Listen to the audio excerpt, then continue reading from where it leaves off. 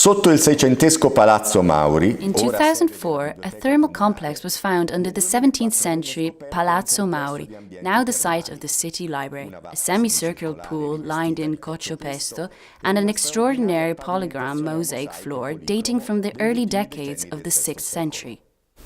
l'edificio termale, The baths were probably subjected to repaving, commissioned during the period of the first Lombard dukes.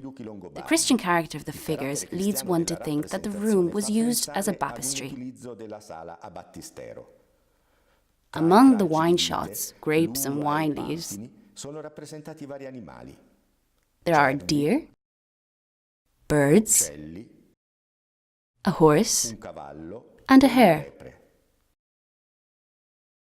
La vite ovviamente richiama il vino e gli animali Wine hanno obviously evokes wine, and the animals certainly have symbolic value, but also must recall the synthesis, also dietary, which arose in Lombard Italy, where Mediterranean food basics, bread, wine, oil, blended with the Germanic types of food supplied in the hunt. con le istanze di tipo germanico che avevano nella caccia la loro più importante fonte di approvvigionamento.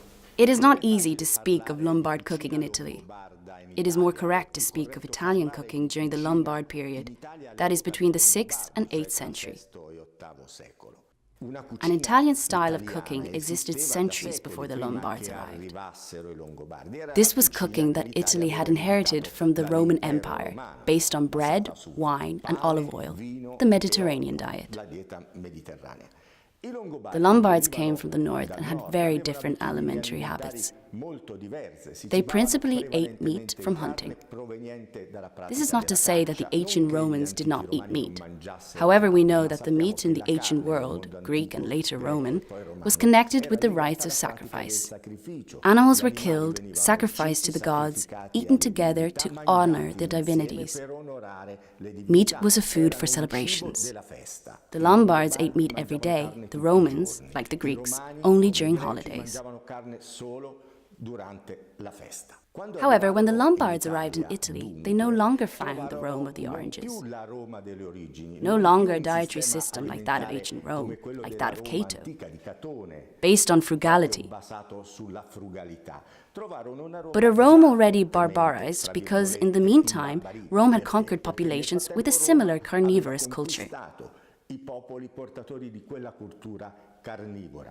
Moreover, Christianity had, in fact, abolished the sacredness of meat.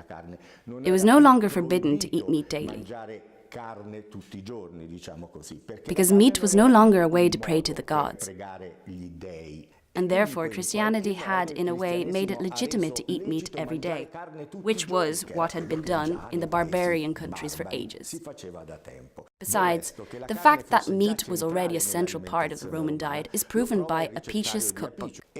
In this collection of recipes, meat, along with fish, predominates. And it is not by chance that a certain Vinidarius, a Goth who at the very beginning of the 6th century extracted a certain number of recipes from Apicius, copied exclusively those based on meat and fish. Proof that the Lombard world used the best of ancient Roman meat and fish cookery.